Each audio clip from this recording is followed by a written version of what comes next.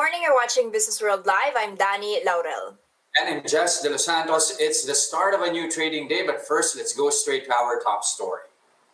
Bangko Sentral Governor Ben Jokno is optimistic that the economy will finally return to growth this quarter. In a virtual meeting, Jokno said he believes that the GDP will likely still be in the negative territory in the fourth quarter of 2020, but says it may become positive during the first 3 months of 2021. He also said that there may be a huge increase come second quarter because of the base effect. Jokno took note of the data in the second quarter last year when GDP posted a record slump of 16.9%. The slowdown is to 11.5% in the third quarter, with the 9-month contraction coming in at 10%. Jokno also believes that the economy will continue to record growth in the third and fourth quarter of 2021. Now, the Interagency Development Budget Coordination Committee forecasts the economy to rebound from a pandemic-induced recession to a growth of 6.5 to 7.5% this year.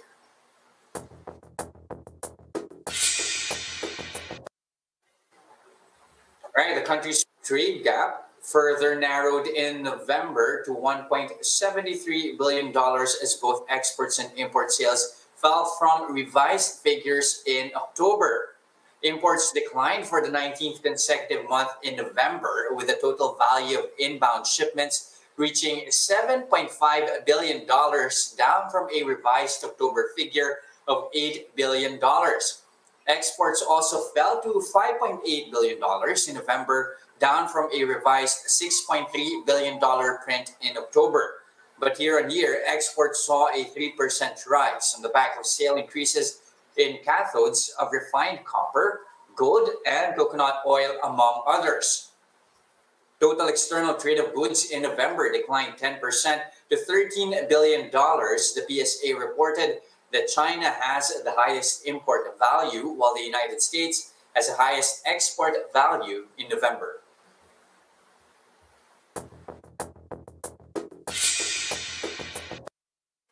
Okay, this time around it's real. We're going to have the market watch.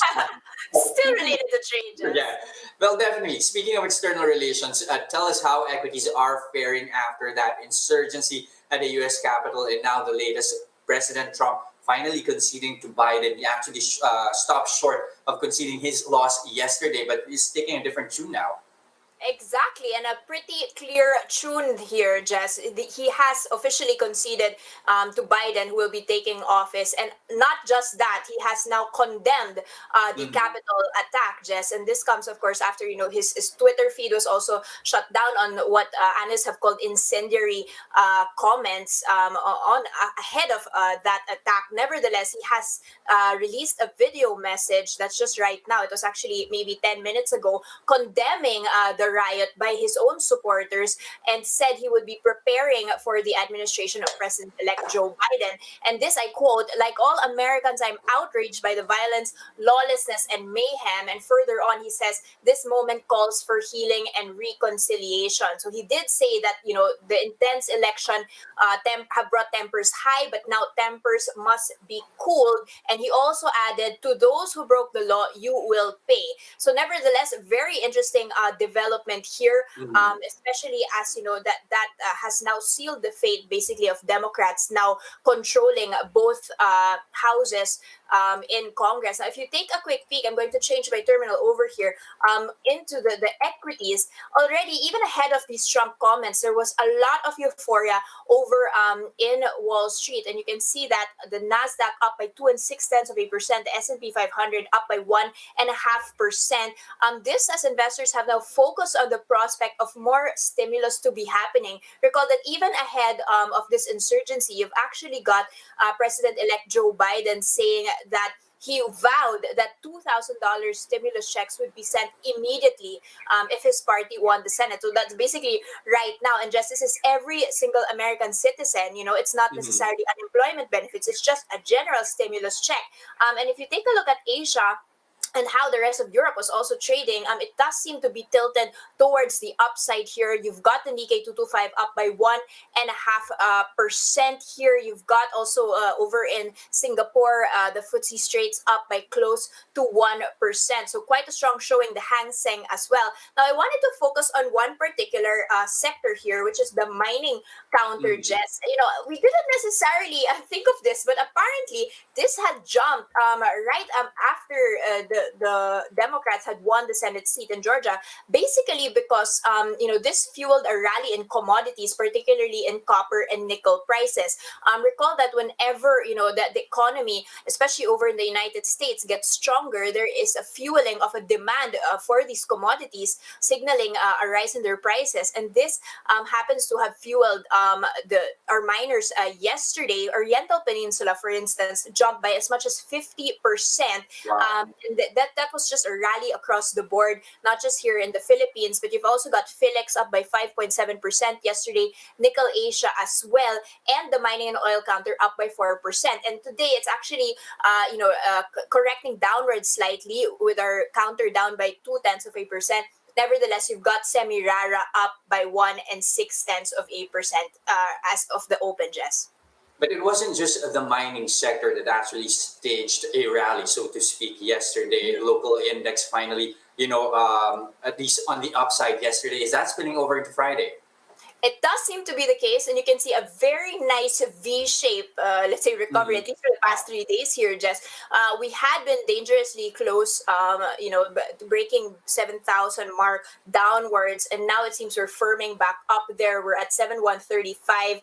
That is up by 0.2%. And yesterday we had, as you mentioned already, recovered, and we did seem to ignore all of the chaos that happened in the capital over in the United States. However, the turnovers were a little bit softer than usual. That was just trades of 8.73 billion pesos yesterday. So we'll see how the trades are now going to be. Another very exciting thing when we talk about the trading space or bourse is that the PSE, and this is something that we've been discussing with PSE President Ramon Monson, they will now be launching those new sector classifications in the first quarter. Now, this is according to Monzon, it would align it with global benchmarks. So there are now six sectors, and I'll pull those out for you. But from these six sectors, we're now going to have eight. Okay, so the mining and oil counter will actually be reclassified into consumer, energy and utilities, industrial, mining and materials, and technology, media, and telecom. So that just makes it a little bit more specific, especially for those that want to observe, the movements of these stocks as a group. So it's quite interesting as well. Another thing that he is saying is in the works are different thematic indices. So there's going to be mid Mhm. cap, high dividend, and ESG, so responsible investment, which is very exciting. But finally, I just want to close the market report with a check on the airline industry. Now, this comes after you've got more analysts weighing in on the difficulty of recovery here. This from Phil Stocks. Airlines will continue to see a dismal year, and this from Avelino Zapanta. He's an aviation expert. The new strain of COVID-19 will place renewed pressure on the finances of Mhm. airlines, and there might even be low travel even if COVID is solved. This is from Astro del Castillo. Basically, because people, will be keeping their money from spending here. But he did say that one bright spot is that cargo might actually be picking up this year. Now let's move on from airlines over into banks. Banks will be undergoing a new rating system this month. How is this supposed to assist them in staying afloat during these trying times? Okay, the Banco Central is at least hoping that it's going to help them stay stable, at least in what they call the new economy, especially with a new system which they believe rather is going to be more dynamic and more robust and at the same time inclusive, since it basically widens the scope of the new rating system. So this is called SAFR, or the Supervisory Assessment Framework. So it basically integrates risk-based assessment framework for BFSIs or BSP supervised financial institutions. So it basically uses systemic importance and risk profile on an institution for the formulation of supervisory plans for each BFSI rather. It was originally set for implementation of July last year, but was delayed, of course, due to the pandemic, just to give lenders more time to actually adjust to the new system. It replaces CAMEL, or the Capital Adequacy, Asset Quality Management, Earnings and Liquidity and Sensitivity. So how does this differ from the old system? Well, it will now consider all institutions here. It used to be that only universal and commercial banks undergo a yearly assessment for domestic systematically important banks. So this time around, it's going to be more inclusive. At the same time, there's going to be a difference in the schedule of assessment. Universal and commercial banks will be assessed every semester, while thrift and rural banks will undergo a yearly assessment. It may also be done anytime in case of significant developments, especially if there's a difference or a change rather in the risk profile of a lender. It used to be just yearly, regardless of classification here. At the same time, they're going to use a different rating scale. So they're now going to employ a 4-point system, which will identify from satisfactory to unsatisfactory. CAMEL's prior used to have a 5-point rating system, and the tendency for that, according to the BSP, is that some lenders would actually lean on a middle of the road assessment instead of really being more definite whether performance is in a way systematic or satisfactory rather, or unsatisfactory. So question is, how will banks be assessed this time around? So of course, for one, they're going to be assessed based on their impact on the financial system in case of failure. At the same time, their risk profile will also be assessed through significant activities, and there's going to be a supervisory intensity or attention required. The hope is, according to BSP Governor Ben Jokmo, is that the new system, SAFR, is going to make a banking industry more stable under the new economy, especially, of course, with IT making lots of disruptions in how the institutions or the financial sector operates. At the same time, he's saying, the new system will support more robust and dynamic assessments, and he maintains that the banks are still on solid ground, on solid footing, and well capitalized despite, of course, the pandemic.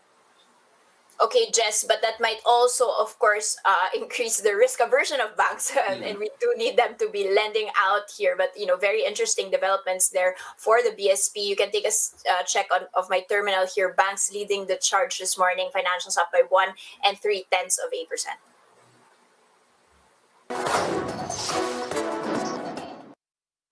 Now, here are other headlines we're keeping our eyes on. Retail sales are seen to remain lower than pre-pandemic levels this year as consumers continue to practice stay-at-home discipline and scale back spending. The Philippine Retailers Association said they are expecting retail sales to be 20 to 30% lower than 2019 levels, although a slight improvement of close to 10% from 2020 levels may be seen. A study by Nielsen Retail Intelligence showed consumer behavior changes, including more online shopping and purchases of self-care items and smaller-sized goods. The industry group said the retail sector is filing a formal request with the government to include its frontline workers among those prioritized for COVID-19 vaccination. Now, House Speaker Lord Alan Velasco filed measures seeking to suspend scheduled rate hikes for PhilHealth and SSS in times of national emergencies. Under House Bill 8316, President Duterte will be granted authority to postpone PhilHealth premium by amending the Universal Healthcare Law. The same power would be granted to the President for SSS contributions under House Bill 8317. PhilHealth rates were set to increase this month to 3.5% from 3%, but the state ensured a further rate hike following a directive from President Duterte. It earlier said that it would become official once Congress passes a law that formally allows the deferment of premium adjustments. Meanwhile, while SSS contributions are scheduled to increase to 13% of basic salary starting this month. The SEC gave the go signal for Investtree Philippines to start operating a crowdfunding platform. This is the first of its kind here in the Philippines. Investtree plans to link small, medium, and emerging enterprises with banks and other lending institutions that might be interested in funding and supporting these ventures. This makes Investtree the first crowdfunding intermediary and funding portal registered with the SEC since the guidelines on crowdfunding took effect in July 2019. The company's registration is good for a year. That's subject to a review by the Commission of the actual operation of the portal during the first 11 months for possible extension. Investry is a joint venture between Philinvest Development Corporation and Investry Singapore.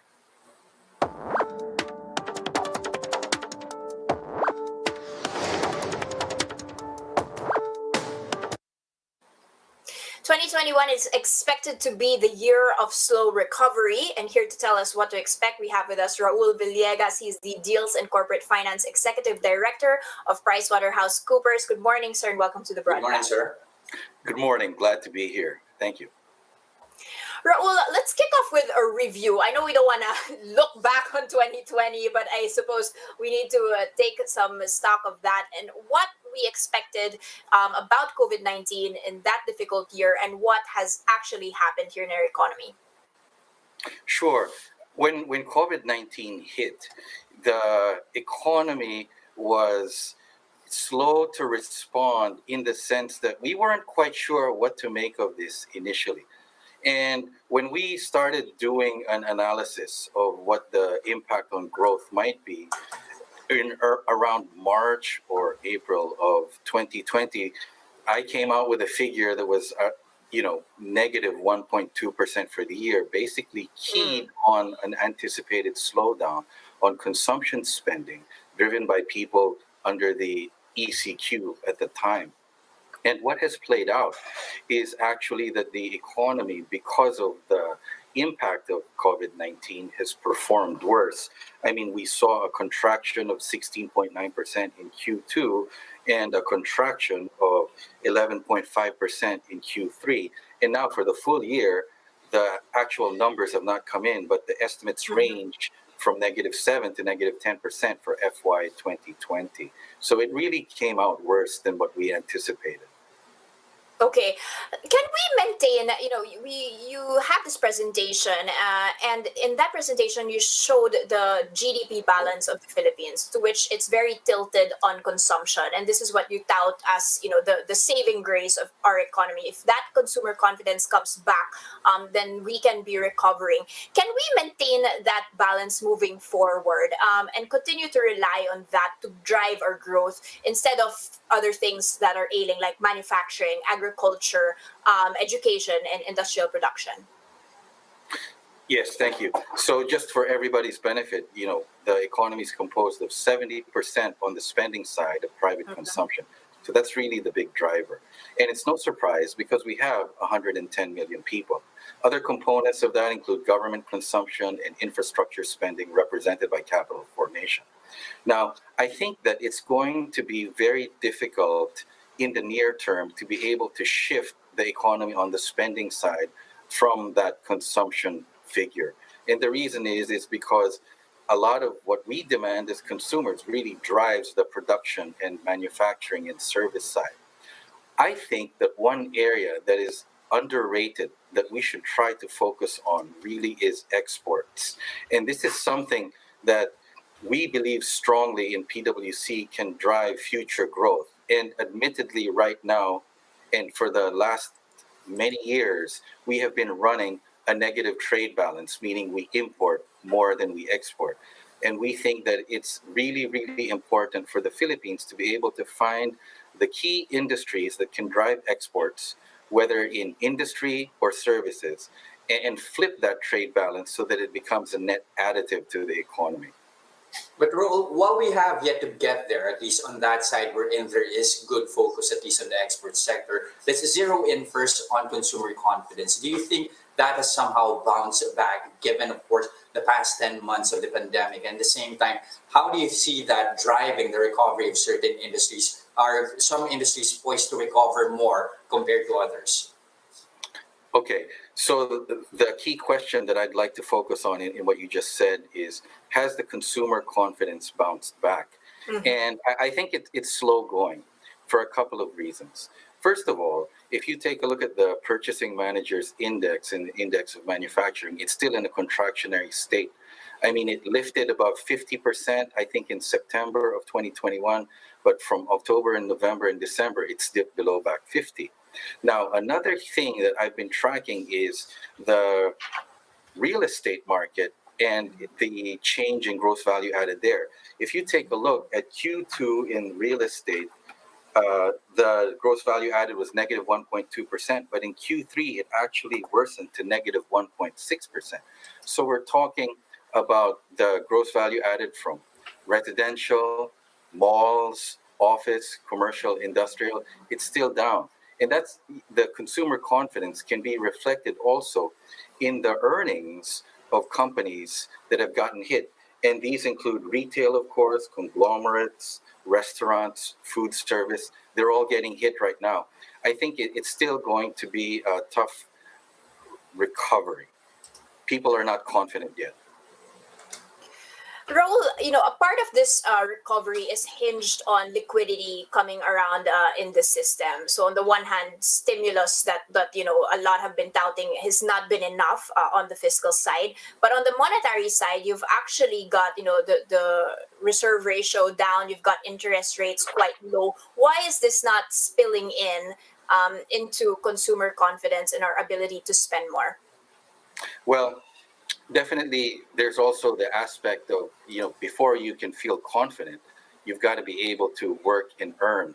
And right now, with unemployment at 8.7%, that's the highest that it has been since about 2004, 2005.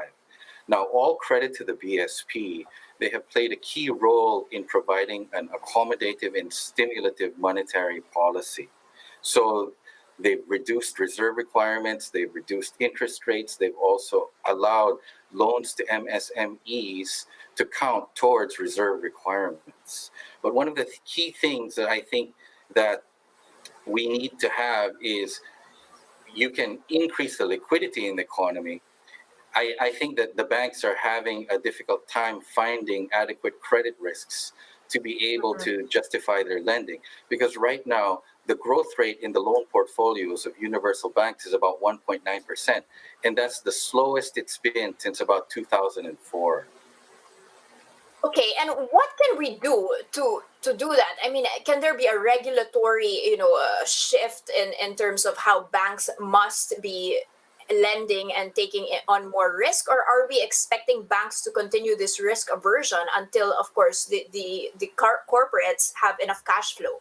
And in that sense, it's a little bit of a chicken and egg problem. Mhm. Right, and that's a difficult question to answer, really, because the regulator can only go so far. But when you're talking about how banks manage their credit risks, and they also have to follow BSP and risk ratings, among others, they're managing so many stakeholders and so many risks that it's not surprising, especially in an environment like this, that they're more risk averse.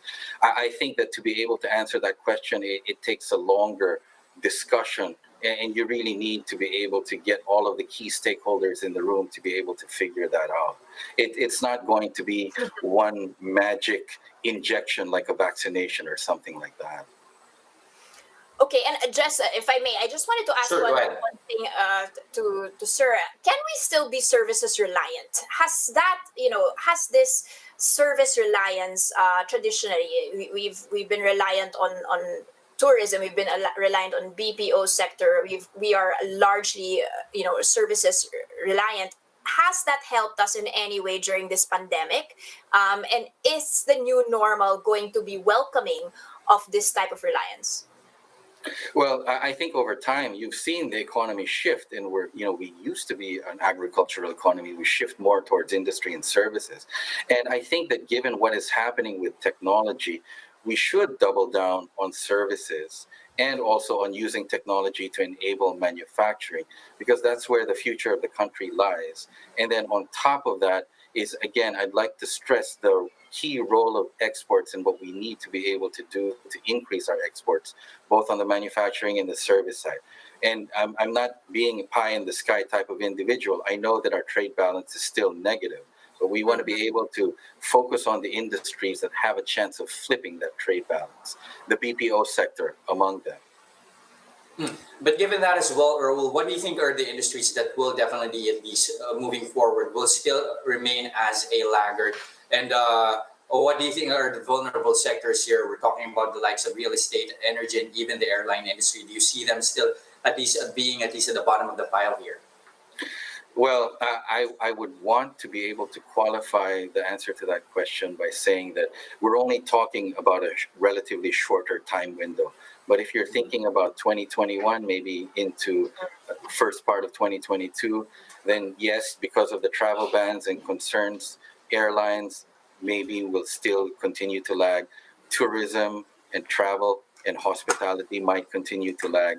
And then maybe aspects of discretionary retail, and then also maybe certain sectors of real estate, because when PwC did an MAP CEO survey, one of the key findings is that a significant amount of CEOs, more than 40%, are reevaluating their office space requirements as well, because it's become clear that for certain industries and certain types of businesses, the work from home model works.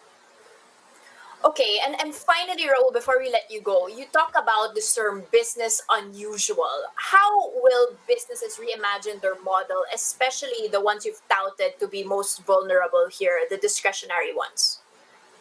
Well, I think in terms of business unusual, we have to realize that even though businesses are standalone, that they work in an ecosystem with their customers, with their vendors, with all of their stakeholders. And it's very important to be able to respond as a larger ecosystem to a crisis like this pandemic, in terms of being able to work with your customers and vendors, to be able to apply measures to conserve cash and work with those stakeholders to make sure that it's not just your company that is able to stay afloat, but then you're working with your extended stakeholder base so that everyone has an opportunity to stay afloat and provide the means to recover at a later point in time. We cannot operate as individuals. We have to really consider the entire ecosystem. Very interesting point there. So recovery is hinged on companies reimagining an ecosystem rather than their own individual profits. Thank you so much for those insights. That was Raul Villegas from PwC. Thank you. And that's a first look into the business day. Today is Friday, January 8, 2021. I'm Danny Laurel. Catch us again Monday next week. I'm Jess De Los Santos. We are One News.